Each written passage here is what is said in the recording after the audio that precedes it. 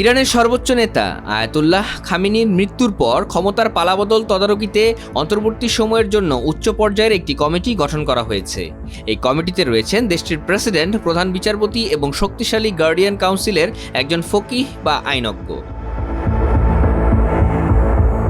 ৩ সদস্যের এই পরিষদ সাময়িকভাবে দেশের যাবতীয় নেতৃত্ব ও রাষ্ট্রীয় কার্যক্রম পরিচালনার দায়িত্ব নেবে। এর আগে রাষ্ট্রীয় টেলিভিশন জানায়, ইসরায়েল ও যুক্তরাষ্ট্রের হামলায় ইরানের সর্বোচ্চ নেতা নিহত হয়েছেন। মৃত্যুর খবর নিশ্চিত হওয়ার পর প্রশ্ন উঠেছে, সংকটময় এই সময়ে ইরানের নেতৃত্ব কে দেবেন? ইরানের সংবিধানে সর্বোচ্চ নেতার মৃত্যুর ক্ষেত্রে নির্দিষ্ট প্রক্রিয়ার কথা উল্লেখ আছে। সে প্রক্রিয়ায়ও প্রেসিডেন্ট সহ ৩ সদস্যের একটি পরিষদকে দেশ পরিচালনার দায়িত্ব দেওয়ার কথা বলা হয়েছে। ধর্মীয় নেতাদের নিয়ে গঠিত অ্যাসেম্বলি অব এক্সপার্টস এখন খামেনির উত্তরসূরি নির্বাচনের প্রক্রিয়া শুরু করবে। সংবিধান অনুযায়ী এই প্রক্রিয়া দ্রুত সম্পন্ন করার কথা।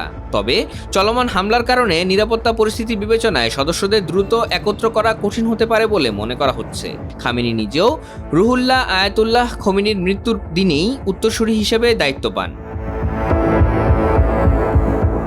এদিকে জাতীয় নিরাপত্তা পরিষদের সচিব আলী লারিজানিকে কিছু ক্ষমতা দেয়া হতে পারে, এমন খবরও শোনা যাচ্ছে। খামেনির মৃত্যুতে এখন সংবিধান অনুযায়ী যে প্রক্রিয়া অনুসরণ করা হবে তা ইরানের রাজনীতিতে বড় ধরনের পরিবর্তন আনতে পারে বলে মনে করছেন বিশ্লেষকরা।